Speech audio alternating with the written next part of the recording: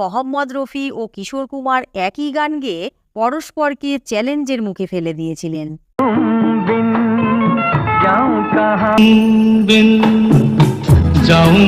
এর আগে কিশোর কুমার এই সুরের উপর একটি জনপ্রিয় বাংলা গান গেয়েছিলেন।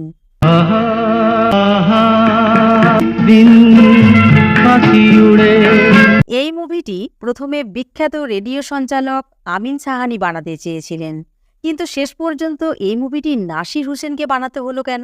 এই গান মুভিতে বারবার দেখানো হয়েছে কেন? মুভির এই প্রশ্নগুলির উত্তর আজ আমরা এই ভিডিওতে খুঁজব। নমস্কার বন্ধুরা, ফ্যাক্টস এমডিতে আপনাদের স্বাগত জানিয়ে ভিডিওর মূল পর্বে প্রবেশ করছি।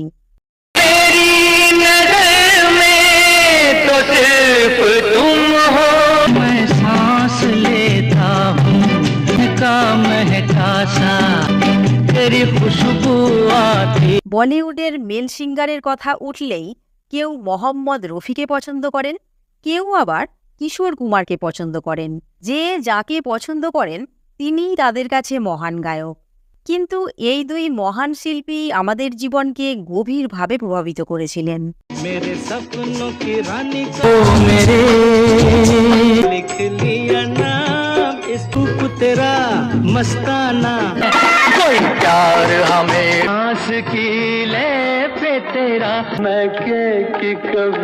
कौन है जो सपनों में नींद नहीं आती आज की रात कान में झुमका चाल में ठुमका। এই দুজন গায়কই বিভিন্ন ধরনের গান গেয়েছেন। তাদের গায়কির তুলনা করা খুবই মুশকিল এবং তুলনা করা যায়ও না। কিন্তু একটি মুভিতে তারা দুজনে একই গান গেয়েছেন, যা শুনে তাদের ফ্যানেরা কনফিউজ হয়ে যায়।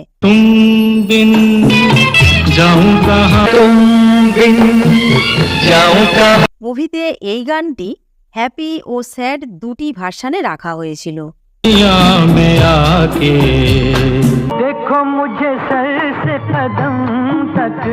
1969 সালে হিন্দি মুভি প্যার কা মৌসম রিলিজ হয়। মুভির director Nasir Hussain, music composer Rahul Dev Burman ও গীতিকার মজরুহ সুলতানপুরি জুটির এটি ছিল এক বিস্ময়কর উপহার।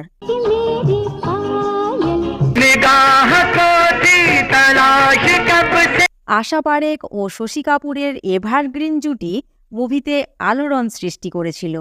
এই মুভির থিম সং ছিল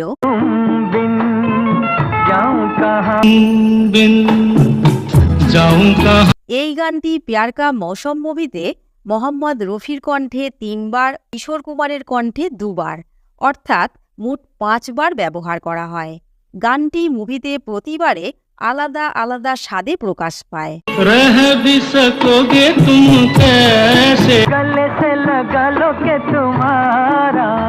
নির্দেশক নাসির হুসেন এক বিশেষ মশলাদার ফর্মুলার মাধ্যমে তার মুভিগুলি জনপ্রিয় করে তুলতেন। তার মুভিগুলির থিম একই রকম ছিল, কেবল ডায়ালগ ও গানের ভ্যারিয়েশন ঘটিয়ে তিনি মুভিগুলিকে জনপ্রিয় করে তুলতেন। বিখ্যাত রেডিও সঞ্চালক আমিন সাহানি বড় বড় অভিনেতা অভিনেত্রীদের সঙ্গে কাজ করতেন। সঞ্চালনার কাজ করতে করতে তার একবার ছবির নির্দেশক হওয়ার ইচ্ছা জাগে। তিনি তার ছবির নাম দেন প্যার কা মৌসম। সেই নাম রেজিস্টারও করে ফেলেন। মুভির হিরোইন হিসাবে তনুজার সঙ্গে চুক্তিও করে ফেলেন। কিন্তু কিছুদিনের মধ্যেই সাহানি বুঝতে পারেন যে চলচ্চিত্র নির্মাণ করা তাঁর কাজ নয়। সেই কারণে তিনি ফিল্ম বানানোর কাজ বন্ধ করে দেন। আর এদিকে নাসির হুসেন তাঁর বাহারো কি স্বপ্নে মুভিটি ফ্লপ হওয়ার পর পরের ছবির টাইটেল নেম খুঁজে বেড়াচ্ছিলেন। তিনি সেই ছবির হিরো ও হিরোইনের জন্য শশী কাপুর ও আশা পারেখের সঙ্গে চুক্তিও করে ফেলেন।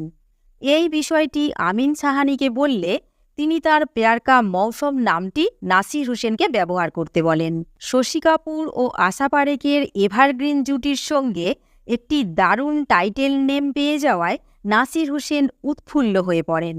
প্রেমের এই মুভিটি দুটি পরিবারের মধ্যে ঘনিষ্ঠতা ও বিচ্ছেদের পর পুনর্মিলনের কাহিনী তুলে ধরেছে। তুম বিন যাও কাহা গানটির দ্বারা গল্পের ক্যারেক্টারদের মিলন ও বিচ্ছেদের একটি ক্রম পর্যায় গাঁথা হয়েছে। এই গানটি কিশোর কুমারের কণ্ঠে মুভিতে প্রথম দেখানো হয়েছে। भी सकोगे तुम कैसे हट जाएंगी दीवारें आना होगा तुम्हें मेरे लिए तुम बिन जाऊं कहाँ। এই ভার্সানে ম্যান্ডোলিনের সুন্দর ব্যবহার ও কিশোর কুমারের বিখ্যাত ইয়ার্ডলিং জাদু দেখা যায়। हा हा हा हा। এরপর এই গানটি কিশোর কুমারের কণ্ঠে দ্বিতীয়বার ছবিতে আসে, যখন ভরতভূষণ বৃদ্ধ হয়ে যাওয়ার পর শশী কাপুরের সঙ্গে তার প্রথম দেখা হয়। बाबा इतना अच्छा गाना मैंने आज तक कभी नहीं सुना। এই সুরের উপরে কিশোর কুমার একটি বাংলা আধুনিক গান গেয়েছিলেন। दिन পাখি উড়ে।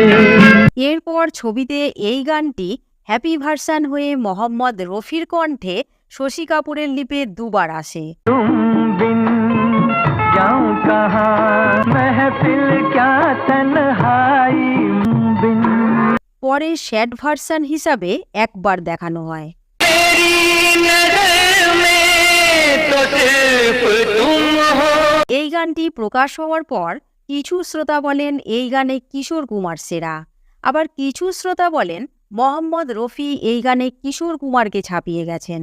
বন্ধু, আমার ব্যক্তিগত মতামত, এনারা দুজনে আলাদা ঘরানার গায়ক, এনাদের গায়কী স্টাইলও আলাদা, এনারা দুজনেই নিজেদের ঘরানায় মহান, সেই জন্যই আমরা এনাদের সুরেলা কণ্ঠে মোহিত হয়ে যাই। তাদের দুজনের প্রতি শ্রদ্ধা জানিয়ে আজকের ভিডিও এখানেই শেষ করছি। বন্ধু, মনে রাখবেন, প্রতিটি ভিডিও মানে এক একটি নতুন তথ্য, তাই সকল তথ্য জানতে নতুন ভিউয়ার্স হলে চ্যানেলটিকে সাবস্ক্রাইব করে অল নোটিফিকেশন বাটনটি অন করে রাখুন।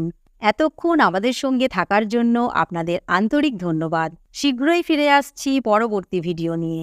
সবাই ভালো থাকবেন। तुम बिन जाऊं कहाँ।